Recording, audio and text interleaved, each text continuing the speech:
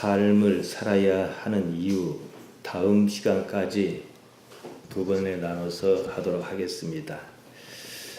우리가 오늘은 근본적인 질문을 한번 해봅시다. 삶을 왜 살아야 하는 것입니까? 우리가 인생을 왜 살아야 하는지. 우리는 그런 생각 간혹 합니다. 왜 사는 것인지. 뭐가 맞는 것도 같고 아닌 것도 같고 그렇습니다. 인생이란 것이 있는 데에는 그만한 이유가 있을 것입니다. 사는데 돈은 필요합니다. 그렇다고 해서 돈을 버는 것 자체가 목적은 아닙니다. 돈을 벌기 위해 사는 것은 아니거든요. 아이들은 뭐가 될래 그러면 요새는 연예인들이 인기가 좋으니까 연예인 하겠다, 가수 하겠다 그럽니다. 유명해지겠다 그럽니다. 그러나 그조차도 목적이 될 수는 없습니다. 권력을 가지려고 그럽니다. 권력 가지기 위해서 사는 것도 아닙니다. 그런 것은 모두 죽음 앞에서는 가치를 잃습니다. 우리가 소중하게 여겼던 모든 것은 사실 죽음이 눈앞에 있을 때는 아무런 의미가 없습니다. 그러니까 그런 것은 필요한 것이지만 우리가 죽음 앞에서 가치 있는 것을 생각해야 한다 이 말씀입니다. 그렇다고 무작정 오래 사는 것 자체도 목적은 아닙니다. 그냥 오래 사는 건 뭡니까? 수명 연장이지요. 이것과는 구분해야 합니다. 몸은 자꾸만 늙어갑니다. 날이 갈수록 몸이 무겁습니다. 마음대로 움직이지 않습니다. 불편해요. 걸을 때마다 허리가 아픕니다. 다리도 아픕니다. 그런 식으로 생명을 연장하다 보면요, 나중에는 이제 몸이 기능이 안 되니까 들어 누워서 수명 연장을 해야 해요. 그건 우리가 원하는 바가 아니거든요. 그렇게 천년만년을 산다 한들 무슨 의미가 있겠습니까? 설령 그러지 않더라도 이런 식으로 천년만년 사면은 무슨 의미가 있겠습니까? 필요 이상으로 오래 사는 것은요, 재앙입니다. 몸이 아프지 않으면 자라야 지겹도록 지루할 뿐입니다. 몸을 지탱하기도 힘듭니다. 삶이 이렇습니다. 그런데 왜 사느냐? 이걸 우리가 생각해 보자는 거죠. 결론부터 말씀드리면 하나님을 알고자 해서 인생을 사는 것입니다. 인생에서 영원의 주체이신 하나님을 알아서 이제 몸을 벗은 이후로 영원토록 함께 하고자 하는 것입니다. 우리는 인생에서 여러 가지 일을 겪습니다. 거기서 무엇인가를 배웁니다. 하나님을 찾고 알고 배웁니다. 인생이 내 뜻대로 되지 않습니다. 그러는 가운데 하나님을 지향하는 의식이 생기고 성장한다는 것입니다. 이것이 인생을 사는 이유입니다. 그 외 모든 것은요, 잠시만 필요할 뿐 죽음 앞에서는 가치를 잃습니다. 그렇기 때문에 우리 몸이 있는 한 우리가 근본적인 가치에 우리가 의식을 모으면은 몸이 있는 한 너희 먹을 것, 마실 것, 입을 것을 책임져 주시겠다. 몸이 있어야 의복도 필요한 것 아니냐. 이런 식으로 마태복음 6장에서 예수님께서 말씀하셨던 것입니다. 인간은요, 성장해야 해요. 성장이 없는 인생은 의미가 없습니다. 죽은 것입니다. 톨스토이라고 하는 러시아의 아주 유명한 작가가 있습니다. 안나 카레니나라는 이야기를 썼어요. 그것을 통해서 그런 말을 합니다. 안나는 상페테르부르크를 떠나 모스크바로 옵니다. 기차역에서 내리는 순간 청년 장교 브론스키와 한눈에 반했어요. 그냥 저 사람이다. 둘이 그냥 번개불이 튀었어요. 저 사람이다 그랬어요. 두 사람은 사랑에 빠졌습니다. 이상적인 만남이었어요. 마냥 행복했을 것입니다. 그 이후 더 이상 행복은 없었어요.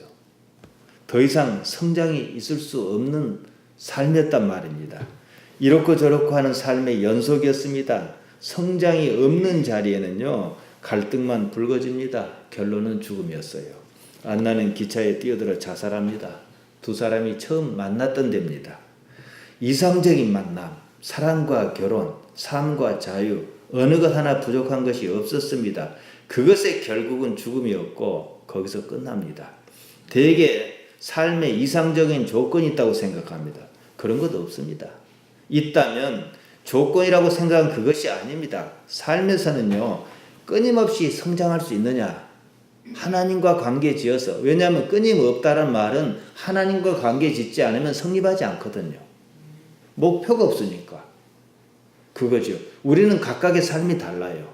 뭐 물고기 기를 수도 있고, 어떤 사람은 밭에 작물을 키우기도 하고, 저는 목사로서 일을 해요. 삶의 모양은 다르지만은 공통적인 것은 그 삶에 하나님께서 관계하여 계신다는 사실이에요. 그러니까 하나님과 더불어 이런 삶을 살기는 하지만은 근본적인 것은 내 인생의 인격이 하나님과 더불어 성장해야 하는 거예요. 2주 전에 온누리교회 독신자 공동체에서 와서 사역하면서 한 45명 오지 않았습니까? 우리 교회 왔습니다. 그들을 대상으로 3박 4일간 4일 동안 4번의 집회를 했습니다. 이제 독신자 공동체인데 이제 어감 때문에 그랬던지 S브릿지라 그랬습니다. S는 뭐 싱글이라는 혼자라는 뜻일 것이고, 브릿지는 다리같이 연결하는 걸 말하니까 교회에서 그 위치다 그런 것 같아요. 지금 우리 사회에서 흔한 현상이지만 아직까지는 익숙치 않습니다. 그런데 다들요, 독신으로 살겠다는 것은 아니었어요. 짝이 없는 겁니다. 결혼을 못하는 것도 아니고 안 하는 것도 아니에요. 막상 결혼하려고 생각하다 보니 고려해야 할 것이 너무 많은 거예요. 겁도 나고. 딱 맞는 상대를 찾다 보니 이 사람은 이래서 안 되고 저 사람은 저래서 안 되고 안 될 것밖에 없는 거예요. 결혼 엄두가 나지 않습니다. 물론 좋게 생각하면 세상이 좋아져서 선택의 여지가 있어서 그런 거죠. 우리 집사님들 시절에는 사실은 거의 선택의 여지랄 것까지는 없을 정도로 그런 사람 아니었습니까? 뭐 중매라는 것도 있고 뭐 그냥 어른들이 정해서 그러기도 하고 어쩌다 잘하면 둘이 서로 사랑해서 그런 수도 있겠지만은 그런 지금과 같은 선택의 여지는 사실 없었어요. 그래저래 나이만 들어갑니다. 그러다 보니까 그냥 다들 처녀 총각이 중년이 돼버린 거예요. 그래서 이제 마지막 집회 때 그런 얘기 했어요. 백마탄 왕자를 기다리는 모양인데 없다고 그랬어요. 그런 꿈을 일찍 깨는 게 좋다 그랬습니다. 백마탄 왕자가 있었을 것 같으면 이미 다른 여자가 채가고 말았어요. 내 차례까지 오지 않아요. 꿈에 나타날 법한 공주도 없습니다. 그런 여자는 이미 나보다 더 센 놈이 다 차지하고 내 것은 없어요. 적당하다 싶으면은 가능성을 보고 보라 그랬지요. 백마탄 왕자는 적당한 사람 하나 골라 내가 만드는 겁니다. 성장 가능성을 보는 것이지요. 현실 세계에서요, 아까 말씀드린 안나와 브론스키 같은 그런 극적인 상대는 없습니다. 사랑은 삶에서 만들어가는 거예요. 전혀 싫으면 못하겠지만은 어느 선에서, 그러니까 중요한 것은 최고가 아니라 가능성이에요. 성장 가능성. 우리 인생도 그렇습니다. 사랑도 그래요. 성장 가능성이에요. 안나와 브론스키 같이 그런 사이에는요, 처음에는 그냥 번개불이 튀었지만은 얼마 지나면 더 이상 성장할 게 없어요. 그때부터는 갈등밖에 없습니다. 그러니까 돈도 하나님께 이렇게 주시는 게 좋아요. 하나 이랬더니 2개 생기고 2개 이랬더니 3개 생기고 이 냉장고를 요만한 걸 샀는데 그 다음 요만한 걸 살 수 있고 이렇게 자꾸 나아져야 행복한 것이지 처음부터 이만한 냉장고 사가지고 더 이상 살 게 없는 거예요. 그건 불행한 것입니다. 갈등밖에 없어요. 그러다 파국을 맞이합니다. 남은 것은 죽음이에요. 다들 결혼이 두려워서 못해요. 그럴 바에는 제가 이랬지요. 좀 극단적인 표현 같습니다만은 요새 세상이 좋지 않습니까? 그럴 바에는 일단 결혼하고 살다가 도저히 안 될 것 같다 이혼해버리라 그랬어요. 요즘 어떤 세상입니까? 현실적이야죠. 인간이 불행하다고 느끼게 하는 2가지 궁극적인 것이 있습니다. 가지지 못해서 불행하고 다 가져서 불행합니다. 가지고 싶어 합니다. 가질 수 없어요. 그러면 불행을 느끼지요. 내 능력이 안 되니까 불행을 느낄 거 아니겠습니까? 근데 반대로 못할 게 없어 다 가졌어요. 더 이상 가질 것이 없습니다. 그러면 또 불행이에요. 모든 인간은 이 둘 사이에 있어요. 그래서 다들 불행이에요. 그럼 불행 안 하려면 어떠냐? 다 가지면 안 되고 좀 덜 가진 상태에서 조금씩 하나씩 갖춰가는 거예요. 우리 집사님들도 그러지 않습니까? 이 조그만 냉장고를 오래 썼는데 이번엔 새로 샀어요. 좀 더 크고 좀 더 나은 거. 그럼 행복하잖아요. 그런데 조그만 냉장고를 샀는데 이거 살 능력이 안 돼가지고 더 작은 걸 샀다든지 거기서 그냥 뭐 쓰던 걸 더 못한 걸 샀다 그러면 행복을 못 느끼지요. 그러니까 성장해야 하는 거예요. 소유든 뭐든 사랑이든 인간이 성장해야 하는데 궁극적인 데는 하나님과 함께 가야 한다는 거죠. 가질 수 없는 것이나 다 가진 것이나 거기는 공통적으로 부족한 것이 있습니다. 성장이 없습니다. 한참 불행을 느끼다 한계에 이르려면요, 그때는 절망이 기다리고 있습니다. 대개는 소극적으로 삽니다. 그냥 살아요. 적극적으로 사는 사람 중에서는 그 불만을 못 이기면 어떻게 해요? 스스로 죽음을 택하지요. 둘 다 사는 것은 아닙니다. 죽은 것이지요. 살아있어도 산 것 같지 않으면 죽은 것이고, 죽으면 죽었으니까 죽은 것이지요. 톨스토이는 안나 까레니나의 서두에 이렇게 썼습니다. 행복한 가정은 모두 비슷하게 닮았지만 불행한 가정은 불행한 모습이 제각기 다르게 마련이다. 여러분 그렇지 않습니까? 행복한 가정은 다 비슷비슷해요. 근데 불행한 가정은 다 이유가 달라요. 뭐 때문이라는 게 있는 것 자체가 불행한 거예요.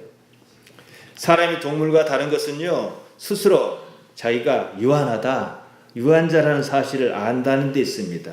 또 영원을 사모하는 무엇이 그 안에 있습니다. 그 말은 영원한 성장을 지향하는 존재다 이겁니다. 사람은 영혼에 대한 무엇이 있어야 합니다. 궁극적으로 그것은 성장을 말합니다. 영원한 세계에 대해서 아무런 것도 없다면 그냥 그러고 산다 해도요, 권태롭기만 하고 사실은 죽은 삶입니다. 권태롭지 않으면은 거기에 걸맞는 다른 고통이 있을 수밖에 없습니다. 니고데모라는 유대 젊은 사람이 있었습니다. 종교적, 정치적, 사회적, 경제적으로 모자란 것이 없어 보이는 사람입니다. 젊고 유능합니다. 그런 그가 밤에 예수님을 찾아왔습니다. 왜 찾아왔겠어요? 이렇게 고백합니다. 요한복음 3장 2절입니다. 라비여, 우리가 당신은 하나님께로서 오신 선생인 줄 아나이다. 하나님께서 함께 하시지 아니하시면 당신의 행하시는 이 표적을 아무라도 할 수 없습니다. 진심이었을 것입니다. 생각해 보세요. 니고데모가 예수님께 기대하는 것은요, 흔히 생각하는 그런 것은 아무것도 없었습니다. 다 가지고 있어요. 그런데 이 사람은 무엇인가 부족하다고 느낀 거예요. 하나님과 관련해서요. 그래서 이 사람은 예수님을 찾는 의미가 있었고 성장 가능성이 있는 사람이다 이거예요. 그가 육신적으로 예수님께 무엇을 기대하겠습니까? 경제적으로 무엇을 기대하겠습니까? 몸이 아픈 사람도 아니에요. 니고데모는 예수님께 대해서 하나님께로서 오신 선생이라고 이해했습니다.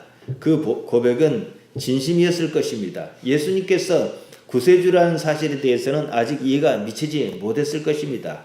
그 말은 참 선지자다 이랬겠지요. 그럴지라도 하나님께로서 오신 분이라 그랬어요. 요한은 요한복음에서 니고데모를 3번 언급합니다. 여기서 언급했고요. 요한복음 7장 50절과 요한복음 19장 39절에서 언급합니다. 요한복음 7장에서는 예수님에 대한 논쟁이 한참 불붙었습니다.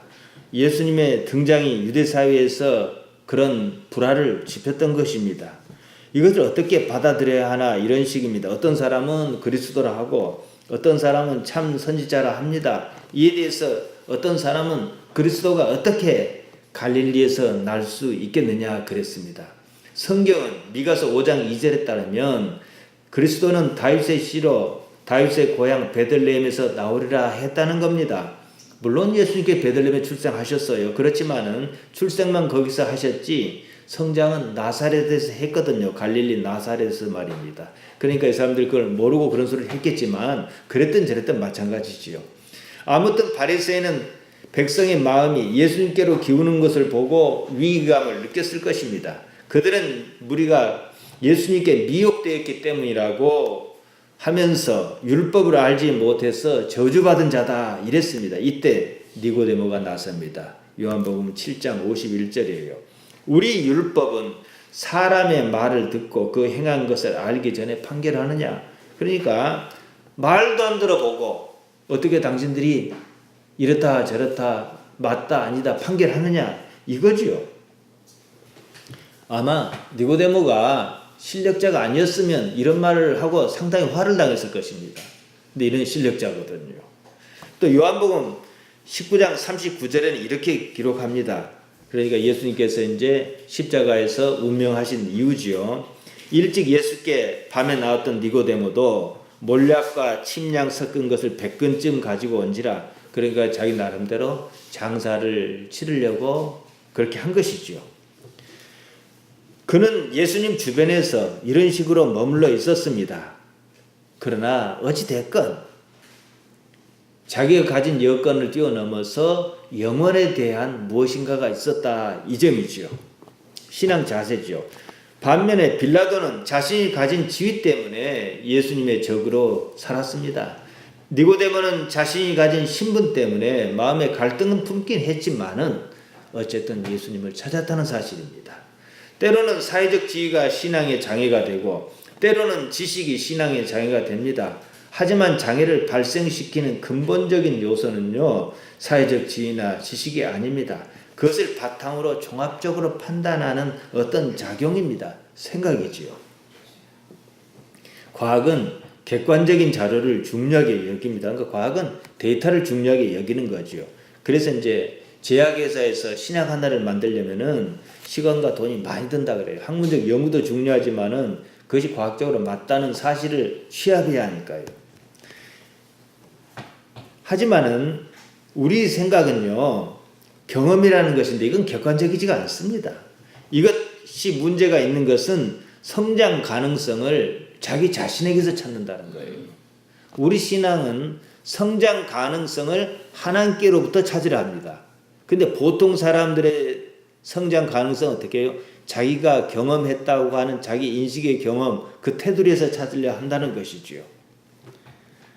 성장 동력을 우리는 하나님께로서 찾으려 그럽니다. 자기 생각에 갇혀 망할 뻔한 사람이 있었습니다. 나아만입니다. 나아만은 아람의 군대 장군이었습니다. 훌륭한 장수였지만은 문둥병자였습니다. 이스라엘에 용한 선지자가 있다는 이야기를 들었습니다. 엘리사였습니다. 병을 고쳐보리라 했습니다. 예를 갖추어 이스라엘 선지자 엘리사를 찾았습니다. 나아만이 엘리사의 집 문 앞에 당도했을 때 엘리사는 문을 열고 나와 그를 영접하지 않았습니다. 단지 사람을 시켜 요단강에 가서 몸을 7번 씻으면 문둥병이 나을 거라고 말을 전하고 말았어요. 나아만은 엘리사의 처사에 화가 났습니다. 이렇게 말합니다. 열왕기하 5장 11절입니다. 나아만이 노하여 물러가며 가로되 내 생각에는 저가 내게로 나와서 서서 그 하나님 여호와의 이름을 부르고 당처 위에 손을 흔들어 문둥병을 고칠까 하였도다. 하나님의 이름을 부르고 당처 위에 손을 흔들고, 우리 식으로 얘기하면 이제 안수기도를 해줄 줄 알았다 이거지요. 근데 꼭 그래야 하는 법이 있나요? 그러니까 자기 생각대로 안 하니까 화가 난 거예요. 자기를 영접지 않으니까 자기를 무시했다고 그렇게 생각하는 것이죠. 지금 나아만이 엘리사에게 온 이유가 뭡니까? 문둥병 낫겠다는 것이지 대접받겠다는 것도 아니고 무슨 자기를 인정해 달라는 것도 아닙니다. 그러면 그대로 해야죠. 이게 함정이에요. 생각이란 그처럼 경험의 총합입니다. 경험했던 일을 가지고 생각을 만들지요. 지극히 개인적인 이해와 해석이 생각으로 나타납니다. 그것으로 현재를 판단하는 것입니다. 나아만은 엘리사의 제안이 자기 생각과 달랐습니다. 그거 받아들일 수가 없었습니다. 나아만은 그렇게 생각했지요. 내가 가면은 엘리사가 나와서 그 하나님 여호와의 이름을 부르고 당처 위에 손을 흔들고 그랬을 것이라고 생각했습니다. 자기 생각과 다르자 화를 냈습니다. 별것도 아닌 것이 나를 번체만취하고 문전박대한다. 우리 나라에 있는 강은 요단강만 못하냐 이랬거든요. 문둥병 낫자고 이스라엘 선지자를 찾았습니다. 자기를 알아달라고 찾은 것 아닙니다. 그럼에도 사람 관계 속에서 자기 위치, 자기 체면을 생각한 것입니다. 그것이 상황을 망칠 뻔했습니다. 우리 신앙에서요, 첫째 단추는 자기 부인입니다. 예수님께서 누구든지 나를 따르려거든 자기를 부인하고 자기 십자가를 지라 말씀하셨습니다. 나아만에 관련해서도 생각해 볼 점이 있어요. 이런 경우 대개 상대가 자신보다 우월한 존재일 때는 그대로 쉽게 받아들입니다. 자기보다 더 센 사람이 문전박대하면은 자존심이 크게 상하지 않아요. 내가 억울한 일이 있어서 대통령을 만나려고 민원실에서 기다렸는데 못 만났어요. 그냥 못 만났을 뿐이지 뭐 분하다거나 억울하다거나 자존심이 상한다거나 기분은 좀 안 좋을지 몰라도 그렇게 생각하지는 않습니다. 그러나 나보다 못하다 싶은 사람이 그렇게 하면은 감정으로 이어집니다. 별것도 아닌 것이 그런다 싶은 거예요. 자기 생각입니다. 말씀드린 대로 나아만이 엘리사를 찾은 것은 문둥병을 낫게 하려 한 것입니다. 무슨 당초에 손을 흔들고 어떤 그걸 아니에요. 그러면 엘리사가 무슨 일을 시키든지 간에 그대로 해야 합니다. 자기가 생각한 방식이 아닐지라도 방식이 마음에 들지 않을지라도 그것이 크게 위해를 가하는 것 아니면은 일단 하고 나서 그렇게 해도 늦지 않습니다. 자존심이 병났게 하지 않습니다. 생각의 문제지요. 예수님께서 베데스다 목가를 지나실 때였습니다. 38년 동안 병을 앓고 있는 사람이 있었습니다. 예수님께서 그 광경을 딱 보고 그의 병이 벌써 오랜 줄 아셨다. 성경은 그렇게 전합니다. 그래서 요한복음 5장 6절에 보면은 그에게 말합니다. 내가 낫고자 하느냐? 그랬더니 그가 이렇게 응답합니다. 주여, 물이 동할 때에 나를 못에 넣어줄 사람이 없어. 내가 가는 동안에 다른 사람이 먼저 내려가나이다. 그러니까 낫고자 하는 바라기는 하는데 방법이 없습니다. 이거예요. 이 사람은 예수님을 알아본 거 아닙니다. 예수님께서는 그가 낫고자 하는지를 확인하신 후에 상황이 이랬습니다. 예수께서 가라사대 일어나 내 자리를 들고 걸어가라.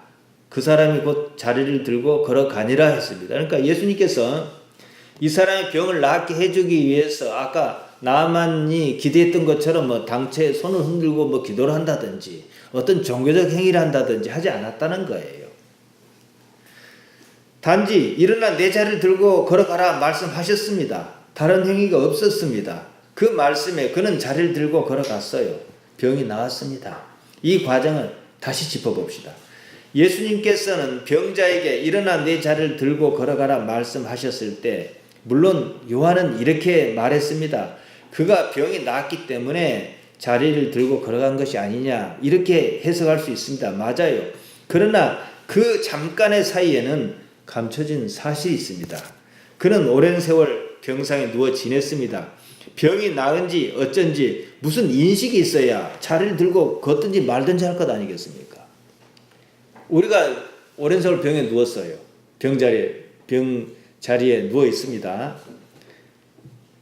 기도하고 우리가 영적으로 탁월한 사람이 내 자리를 들고 일어나라 그러면은 어찌 일어나겠어요? 내가 병이 나았다는 무슨 감각이 있어야 일어날 것 아니겠습니까? 일어나 걷는 일은 병자 자신의 주체적인 동작입니다. 누가 일으켜주고 걷게 해준 것이 아닙니다. 누가 일어나 걸으라 말한다 해서 오랜 세월 누웠던 자리를 들고 일어날 생각을 하는 사람은 사실 없습니다. 그런 생각이 없었습니다. 왠지는 모르지만은 내 자리를 들고 일어나 걸어가라는 그 말씀에 그냥 반응했어요. 병자는 예수님께서 어떤 분이신지 모릅니다. 그냥 지체 높은 분으로 알았을 것입니다. 그래서 주여 이렇게 말했지요. 거기서 나오는 어떤 권위 때문인지는 모르지만 아무튼 그 순간만큼은 자기 생각이 없었다는 거예요. 자기 관념이 없었어요. 당연한 일에는요 생각이 없습니다. 일일이 생각하면서 밥숟가락 드는 사람은 없어요. 당연한 동작이기 때문에 그렇습니다. 특별한 일에는 생각이 많습니다. 대부분의 경우 생각은 동작을 제어합니다. 일단 말이 되는지 안 되는지 본능적으로 따집니다. 그리고 행동에 나섭니다. 생각이 행동을 결정해 버립니다. 나아만 엘리사가 그 하나님 여호와의 이름을 부르고 당처 위에 손을 흔들고 그럴 것이라고 생각하고 왔어요. 그런데 생각 밖으로 나와보지도 않고 그냥 사람만 시켜가지고 우리식으로 하면 물러거라 하면은 뛰어나와야 되는데 안 하고 그냥 사람만 보내가서 요단강에 가서 7번 몸을 잠그라 그러면 나을 것이다. 그러니까 죽도 밥도 아닌 소리를 하고 있네. 이런 식으로 받아들인 것이죠. 나아만은 자기 경험을 믿었습니다. 거기에 따른 자기 생각을 우선시했습니다. 그리고 상대가 또 약소국이고 하니까 자기 자존심으로 연결지었습니다. 그 순간 병이 낫고자 하는 근본적인 목적은 어디 가고 없습니다. 그런 강의라면 우리나라에는 강의 더 좋다는 거죠. 대개 종교에서는요, 아주 쉽게 빠지는 함정이 있습니다. 쉬운 것을 그냥 가벼이 생각해서 무시하는 겁니다. 어렵게 해야 효험이 있다고 생각합니다. 분위기지요. 여러분이 무당집에 전보러 가보신 적이 있는지 모르겠습니다. 가면은 들어가는 순간부터 향냄새부터 시작해갖고 알록달록 배 머리통도 잘라놓고 사과도 머리통 잘라놓고 얹어놓고 뭐 잔뜩 안 있습니까? 분위기가 딱 있잖아요. 절도 가보세요. 들어서는 순간 사천왕성이 누나를 대록대록 굴리며 버티고 있습니다. 그런 분위기에다가 대웅전에 가면 불상도 있고 뭐 있어요. 그런 분위기가 효과가 없는 건 아니에요. 하지만은 본질은 아니에요. 사천왕상 구경하자고 저래 간 것 아니고 대웅전 관람하자고 저래 간 거 아니에요. 그런데도 불구하고 사람들은 그 분위기에 압도당한다는 거예요. 약자니까. 무당을 찾아간 사람이 그냥 갔겠습니까? 간절한 무엇이 있으니까 간 것이지. 해도 안 되는 무엇이 있으니까 갔지.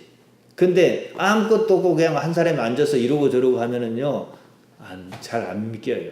뭐가 좀 있고, 막 방울도 좀 있고, 뭐 파란 거, 빨간 거 막 있고, 이래야지 뭐가 있는 것 같다, 이거죠. 본질은 아니지요. 사실 저는요, 목사로서 이런 부분에 대해서 고민이 아직도 많습니다. 우리 신앙은 쉽습니다. 예수님께서 당신을 모르는 사람에게, 오랜 세월 침상에 누워 지내는 사람에게 내 자리를 들고 걸어가라서 단지 낫고자 하느냐만 물어봤어요. 우리는 우리 삶이 뭐 병이 걸렸으면 낫고자 바랄 것이고, 우리 삶이 뭐 경제적으로 좀 궁핍하면은 좀 돈이 생겼으면 하고 바랄 거란 말이에요. 그러면은 내가 뭐가 필요하냐? 그러면 이 어려운 상황을 좀 벗어났으면 좋겠습니다. 뭐 이럴 수 있는 거잖아요. 그러니까 병이 낫고자 하느냐 그것만 물어보고는 내 자리를 들고 일어나 걸어가라 이렇게 말씀하셨다는 거죠. 사실 쉽습니다. 그런데 보편적으로는요, 아까 무당집 얘기하고 뭐 어디 얘기했습니다만은 어려워야 잘한다는 거예요. 신앙생활을 어렵게 만들어야 신앙생활 잘해요. 실제로 이것이 프로그램화해서 뭐 나쁜 의도는 아니니까 뭐 괜찮습니다만 어쨌든 프로그램화해서 막 돌려요. 그게 아니면은 별것이 없는 것처럼 생각한단 말이죠. 적당하게 통제하고 고통스럽게 해야 신령스럽다고 여기는 모양입니다. 어찌됐건 이것은 오류입니다. 신앙은 원래 쉬운 것입니다. 아이러니하게도 사람은 쉬운 것을 쉽게 생각합니다. 마다해요. 신앙과 심리현상을 혼동하는 거예요. 나아만이 엘리사를 찾은 이유는 자신의 문둥병 때문이었습니다. 무슨 종교적 행위를, 그건 두 번째 문제입니다. 종교적 행위조차도 자기 문둥병을 낫게 하려는 목적이었지. 누군가가 뭐 약을 발랐던 무엇을 했던 병만 나았다면 거기 갔을 거예요.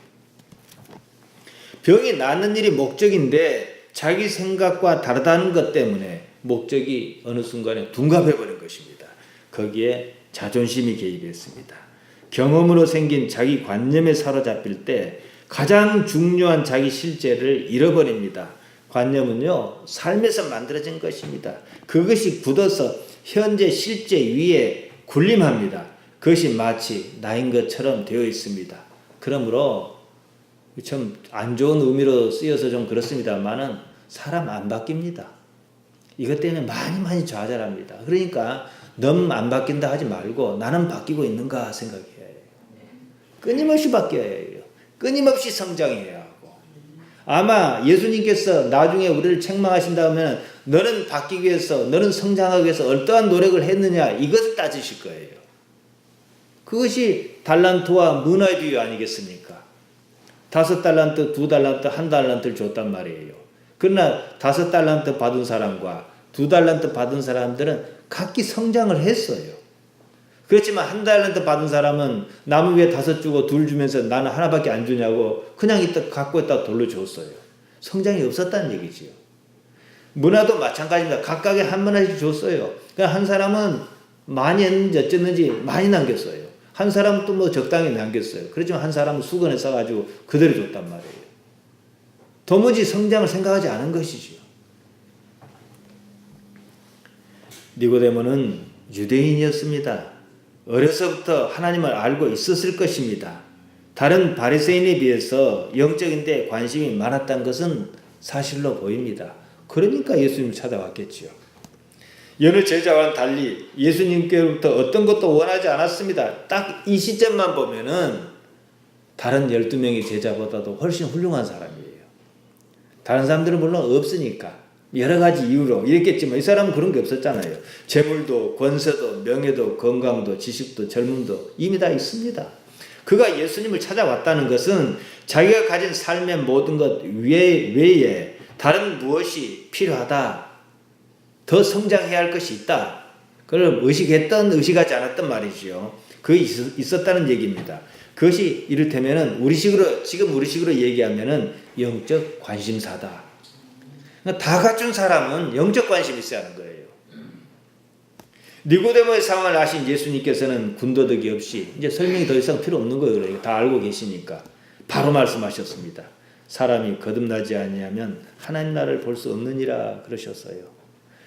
니고데모가 하나님 나라를 물렀던 것도 아니고 뭐 거듭나야 하는 것이 뭔지도 모르는 사람인데 어떻게 하면 거듭나야 합니까? 이걸 물었던 것도 아니에요. 다음에 이가 하나님에 대한 관심, 영원한 세계에 대한 어떤 관심이 있었다는 것을 가지고 예수님께서 한마디로 딱 말씀하셨던 거죠. 거듭났다는 것이 그냥 말 그대로 봅시다. 무엇입니까? 다시 태어난다 이거죠. 거듭나려면요 먼저 죽어야 합니다. 난다는 것은 산다는 것이니까 말이죠. 그러면 대체 삶은 무엇이냐 이거지요. 아이는 어머니 뱃속에서 잉태해서 10달 있다 세상 나옵니다. 그러고 얼마간 살다 죽습니다. 산다는 것은 그것을 말하는 것이 아니에요. 그건 몸의 삶입니다. 그것은요 마치 자동차를 한동안 쓰다 보면 이제 더 이상 쓸 수 없어서 버리는 것과 마찬가지입니다. 그런 삶은 엄밀히 말해서 나의 삶이 아닙니다. 니고데모가 이런 무엇인가를 느꼈을 거예요. 이것이 아닌데 싶었을 겁니다. 자수성가에서 돈을 많이 번 사람이 들어 있습니다. 그런 사람이 하는 이야기에서 돈이 뭔데 먹고 살 만큼만 있으면 됐지 합니다. 그런데 이제 없는 사람 입장에서 볼 때는 그래요. 자기는 벌었으니까 그런 소리 하지. 이렇게 이해가 가능합니다. 그런데 이제 그런 것을 차치하고 보면은 그 말은 일면 사실이기도 해요. 일리가 있습니다. 자기 입장에서는 그렇게 생각했어요. 살아보니까 아등바등해서 여기까지 오긴 했는데 살아보니까 물론 그렇다 해서 있는 돈을 버릴 능력은 없겠지만 살아보니까 그렇다는 것입니다. 니고데모의 고민이 사실은 깊었을 것입니다. 왜냐 예수님을 밤에 찾아왔다. 뭐 낮에 찾아오지 않고 밤에 찾아온 것은 뭐 어쩌고 저쩌고 이유를 갖다 댑니다. 그래 그것은 뭐 맞을 수도 있고 안 맞을 수도 있는데 어찌 됐든 긍정적이든 부정적이든 간에 예수님을 찾는다는 것은요. 이 사회적 지위가 이런 사람이 예수님을 찾는다는 것은 쉽지 않은 거예요. 예수님이라고 하는 분에게는 분명 다른 무엇이 있긴 있는 것 같습니다. 그렇다고 선뜻 따라 나서기도 부담스럽습니다. 이것은 삶이 무엇인지를 생각하게 합니다. 바라는 것이 있고 그것이 되는 듯 많은 듯 할 때 거기에 빠지면 삶이 무엇인지조차 탐구할 겨를이 없습니다. 어떤 상황이든지 간에 한 번쯤은 자신이 하고 있는 모든 일을 잠시 놓고 자기 자신을 돌아보는 기회를 가져야 합니다. 사람이 태어납니다. 그것만으로는 결코 사람이 아닙니다. 옹알이한 아기란 보세요. 어른이 만일 그처럼 한다고 생각하면 참 이상할 겁니다. 성장할 때마다 말이 다릅니다. 언어도 달라요. 의식도 다릅니다. 그처럼 사람이 이제 성장하는데 그러면 어른은 성장할 게 없지 않느냐? 그게 아니라는 것이죠. 끊임없이 하나님으로 인해서 성장해야 하는 것입니다. 사람을 한번 삶을 들여다보세요. 태어나다 살다가 죽습니다. 그런 존재가 과연 사람이냐? 이건 몸의 과정이지요. 몸이 죽으면 끝이란 말한 사람이 있습니다. 그러면 왜 지금 삽니까? 끝인데 몸도 제대로 말을 듣지 않는 세상을 왜 삽니까? 그냥 죽어버리죠. 그래서 죽은 사람이 있어요. 깨닫고 보니 삶이 의미가 없는 거예요. 삶은 정말 의미가 없는 것인가? 이겁니다. 바울은 고린도전서 13장 13절에서 믿음, 소망, 사랑은 항상 있을 것인데 그 중에 제일은 사랑이라 그랬습니다. 그러니까 사랑이 제일이니까 다른 거 필요 없다는 뜻은 아니에요. 성경의 최고 가치는 사랑이 맞습니다. 사랑은요, 삶의 관계를 말합니다. 사랑은 관계예요. 하나님 사랑하면 하나님과 관계가 좋다는 거예요. 가족을 사랑한다 그러면 가족과 관계가 좋다는 얘기예요. 하나님과 어떤 관계를 말하죠. 그럼 믿음은 뭐냐? 삶의 방법을 말하는 겁니다. 믿음 없이 살 수 있는가? 믿는다면 어떻게 살아야 하는가? 이 문제지요. 믿음은 뭐예요? 예수님께서 그러신 것과 같이, 예수님 믿는다는 말은 예수님께서 하나님을 전적으로 의지하면서 사신 것과 같이 나 또한 그러겠다는 거예요. 그러니까 우리는 그 방법을 예수님께로부터 찾겠다. 이것이 바로 예수님을 믿는다는 말의 본질입니다. 소망은요, 삶의 지향점을 말합니다. 소망이라는 말 자체를 보세요. 무엇인가를 바라는 거잖아요. 그러니까 이거 뭡니까? 성장을 말한 겁니다. 계속해서 바랄 것이 있어야 해요. 누가 기도합니까? 바랄 것이 많은 사람이 기도해요. 바랄 것이 없어요. 많이 아픈 사람은 의사도 안 돼요. 뭣도 안 돼요. 돈도 없어요. 그럼 어떻게? 기도밖에 없잖아요. 그러니까 그 병이 낫는 게 바랄 거예요. 돈이 없어요. 가난해요. 나는 돈 벌 방법이 없어요. 그러니까 기도해요. 그러니까 그게 바랄 거예요. 그런데 그것은 바라도 우리가 그 바라는 일이 있으면 안 좋은 일이에요. 몸이 아프면 뭐가 좋겠어요? 그러잖아요. 근데 몸도 안 아픕니다. 뭐 사는 것도 뭐 부족하지 않습니다. 그런데도 바랄 게 있어야 해요. 그게 하나님을 향한 소망이지요. 니고데모 얘기는 이거 얘기하는 겁니다. 그러니까 우리는요, 이제는 이런 삶도 살아봤고 저런 삶도 살아봤어요. 보편적으로는 뭐 다 같이 살긴 하지만은 옛날 삶보다는 지금 삶이 좋습니다. 그래서 교회를 안 나온다? 이건 바보예요. 그건 과정일 뿐이거든요. 예수님 믿어서 복 받았습니다. 그럼 끝 이럴 것입니까? 아니지요. 영원한 세계를 바라봐야죠. 하나님께서 나를 지금 여기까지 인도하셨단 말이죠. 그러니까 그 하나님과 어떤 관계를 가지고 내 의식을 어디까지 끌어올릴 수 있는가, 이것을 찾아야 한다 이 말입니다. 소망이 없으면요, 절망입니다. 그것은 사는 것이 아니에요. 살아있어도 죽은 것입니다. 따라서 인간은 끊임없이 성장해야 합니다. 더 높은 가치를 추구해야 합니다. 하나님입니다. 그러니까 목표의 정점은요, 중간에 뭐 그걸 설명하여서 이런 말 저런 말 다 하지만은 결국은 하나님이에요. 하나님과 함께 하는 거예요. 우리 신앙은요, 다른 각도에서 보면은 오히려 나를 버려서 하나님을 추구하겠다는 거예요. 우리 삶이 때로 불만족스럽고 불안하고 불편할 때는 있어요. 그조차도 하나님을 알게 하려는 방법이요, 수단이라는 것이에요.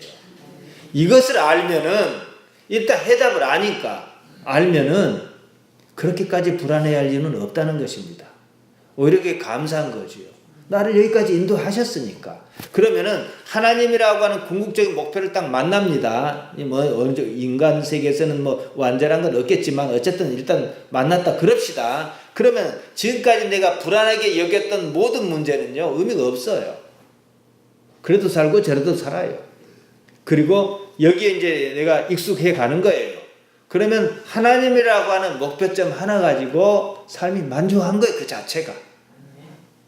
그리고 우리가 열심을 낸다 그러면은 하나님 때문에 하는 거예요. 간혹 가다가 생각지 않은 어려움이 봉착해도 그 어려움은 그냥 시험이라 여기고 이길 수 있는 힘이 생겨요. 왜냐? 하나님께서 관계하고 계시니까 말이죠. 우리는 끊임없이 성장해야 하는 거예요. 뭐 때문에 기도합니까? 영적으로 뭔가 성장하기 위해서 하는 거고, 하나님과 우리 관념적이긴 일 하지만은 한치라도 더 가까이 가기 위해서 하는 것이고, 예배를 왜 합니까? 하나님과 하나 되기 위해서 하는 거잖아요. 근데 일단 목표점에 가까웠다, 하나님과 함께 한다는 의식이 생기면은 삶이 넉넉하게 보입니다. 그렇게 불안하지도 않고. 그럼 밋밋하냐? 그것도 아니에요. 그냥 평온해요. 평온해요. 날씨가 안 좋다고 요즘 같으면 날씨가 안 좋습니까? 하늘도 파랗고 바다도 파랗고 그러면 기분이 좋지 않습니까? 그런 것처럼 우리 인생이 남 보기에는 크게 나은 건 없어 보일지라도 평안하고 평탄하고 지속적인 행복이 있다는 거예요. 우리 신앙은 나라는 것을 버려서 하나님을 추구하고자 합니다. 숨을 쉰다 해서 살아있는 것 아닙니다. 영혼을 지향할 때, 성장할 때, 지향하며 성장할 때 살아있다는 사실을 깨닫는 겁니다. 그러니까 톨스토이가 안나 까레니나를 통해서 우리에게 하고자 하는 얘기는 뭐냐 그러면은 출발점의 문제예요. 거기에는 사실은 조연이 있어요. 자기 자신을 대비할 만한 인물이 또 있는데 어떤 사람이 여기서 출발하게 이렇게 살아요. 이 사람이 볼 때는 근거히 사는 것처럼 보여요. 그럴 수도 있습니다. 근데 이 사람은 이렇게 살아요. 그러니까 문제가 없는데 여기는 처음부터 여기서 만나버렸어요. 더 올라갈 데가 없는 거예요. 그러니까 여기서 뭐가 시작합니까? 온갖 갈등이 발생해요. 서로 다툼이 발생하고 갈등이 발생하고 그러니까 안 되니까 어떻게 해요? 한계에 딱 부딪히니까 방법이 없다. 그러니까 투신하고 죽어버립니다.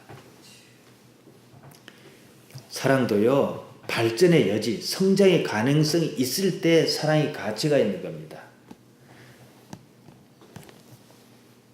성장의 여지가 없는 사람은요. 처음만 좋아요. 삶도 지속적으로 발전의 여지가 있을 때 살아있는 것입니다. 더 나은 가치로 성장해야 한다 이것이지요. 사람은 행복을 추구합니다. 행복은 욕구를 충족하는 것이 아닙니다. 욕구 충족은 한계가 있습니다. 거기서 오는 행복감은 그리 오래가지 않습니다. 자살은 그러한 자기 삶에 대한 증오에서 비롯합니다. 자살은 자기 학대예요. 삶이 싫은 겁니다. 행복은 변해요. 삶도 변합니다. 변한다는 것은요, 어쨌든 좋은 것입니다. 변화가 있는 삶, 성장하는 삶이어야 한다는 거예요. 나이가 들었습니다. 살 만큼 살았습니다. 그래도 계속 변화를 추구해야 합니다. 그것이 자연스럽게 영원한 변화로 나타난다는 것입니다. 하나님께서 우리가 추구해야 하는 근본적인 가치십니다. 인생을 거기에 거는 겁니다. 저는 이제 교회에 사택이 있어가지고 이렇게 안 삽니까? 그런데 좋은 것은 작년에 이제 어쨌든 예배당을 이렇게 깨끗하게 했고 하다못해 뭐 차광막도 하나 달고 차광막도 제 잘 달아서 이따 보세요. 도로를 쫙 당기면 안 올라가도 딱 걷게 해놨어요.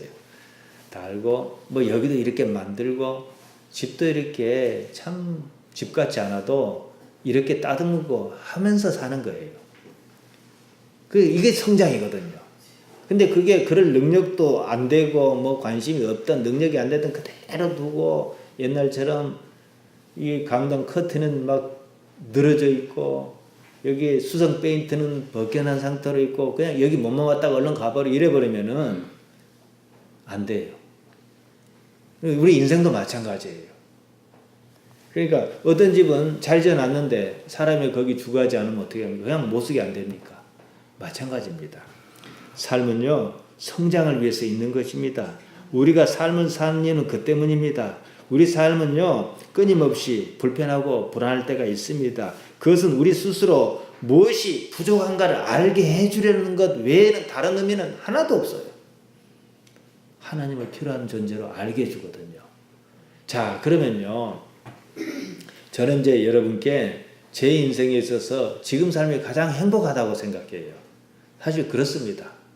앞으로 노인일은 많아요. 뭐 자식들도 뭐 직장 문제도 있고 뭐 결혼도 대책도 하나도 없고 저는요 좀 부끄러운 얘기입니다만은 부주를 하도 한 데가 없어갖고 결혼식 할 때 오라 할 사람이 없어요. 뭘 한 개 써야지 오라 하지. 뭐 대책도 없어요. 그러긴 하지만은 지금까지 살아온 날 중에서는 가장 행복하다 하는 이유가 있어요.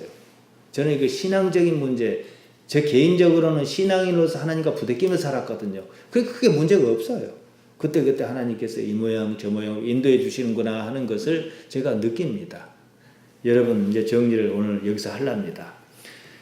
물론 살다 보면은 필요한 것도 있고 부족한 것도 있고 좀 이랬으면 싶다 싶은 거 있어요. 그러나 그 자체가 목적은 아니에요. 그것이 오히려 하나님을 추구하게 하는 동력이라는 사실입니다.